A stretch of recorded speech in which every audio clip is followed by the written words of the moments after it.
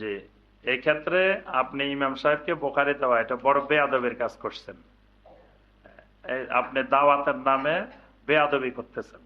মানে অনেক ভাই আমাদের সমাজে দাওয়াতের নামে বেয়াদবি করতেছে, ফেতনা তৈরি করতেছে।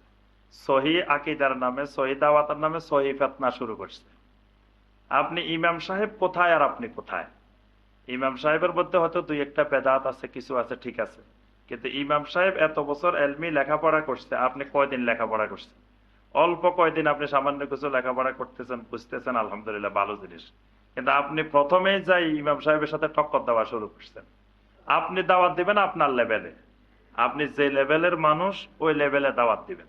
আপনার থেকে উচ্চ লেভেলে যায় আপনার দাওয়াত দেওয়া আপনার দরকার নেই। তা আপনি ইমাম সাহেবকে দাওয়াত দিতে যাবেন কেন? ইমাম সাহেবকে দাওয়াত দেওয়াইতে যাওয়াটাই তো বেয়াদবি। আপনি ইমাম সাহেবকে বুখারি দিবেন কেন? অনেকে আছে বুঝছেন, যে ইমাম সাহেবকে যে পাগল বানায় ফেলায় সকাল থেকে সন্ধ্যা পর্যন্ত, খালি এটার দলিল জানতে চায়, এটার হাদিস জানতে চায়, এটা জানতে চায়। ইমাম সাহেব এদের জ্বালায় অতিষ্ঠ।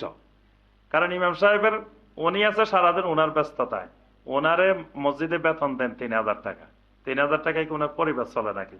উনি আছে কোথায় খতম আছে, কোথায় মিলাদ আছে, কোথায় কি আছে, ওনার ইনকাম নিয়ে, তাবিজ আছে, এই আছে, এটা নিয়ে ব্যস্ত।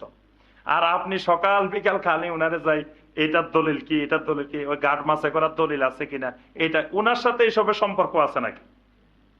আপনি উনাকে যাই এসব মাসালা জিজ্ঞাসা করা, এটাই তো বেয়াদবি। উনি উনার কাজে আছে, উনি উনার কাজ দিয়ে ব্যস্ত। উনি যখন দেখে যে উনার এই পাগল বানায় ফেলায়, তখন উনি কয় যে এগুলো সব বেয়াদব, এগুলো সব ফেতনা, আমার ইনকামে এরা বাধা সৃষ্টি করতেছে, আমার সবকিছু বন্ধ করে দিতেছে। তা আপনার এগুলা দরকার নাই, বুঝছেন? এগুলা আলেম ওলামাকে সম্মান করা, এটা ইমানেরই একটা অংশ। আর আমি আপনি ওই লেভেলের না, যারা এই ইমামদের লেভেলের না, আলেম না, তারা আলেমদের কাছে দাওয়াত দেওয়া দরকার নেই। আর ওনারা সবে বুঝে, সবে জানে। কেউ যদি জেনে ঘুমায় থাকে, তাকে পৃথিবীর কেউ জাগাইতে পারবে না। সে যে ঘুমন্ত, তাকে জাগানোর চেষ্টা করেন। তা ওই ইমাম সাহেবকে জাগানোর জন্য চেষ্টা করার আপনার আমার দরকার নেই।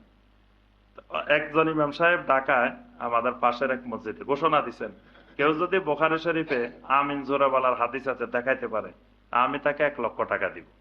আর কেউ যদি বুঝাই দিতে পারে যে আমাকে রাপলে এদেন করা কোনো হাদিসে আছে, তাহলে তাকেও 1,00,000 টাকা দিব। তা আমি বললাম যে উনি তো বোকার মতো কথা বলছেন, ওনার বলা দরকার ছিল আমি 1,00,000 টাকা দিব। টাকাটা কম হয়ে গেছে। কারণ হলো উনি বলছে যে আমাকে বুঝাই দিতে পারলে, তো ওনাকে পৃথিবীর সব আলেম আসে বললো, বলার পর উনি বললো আমি বুঝলাম না। তো তাকে আপনি বুঝাইবেন কিভাবে? আপনি সব দেখাইলেন, উনি কইলো আমি দেখলাম না।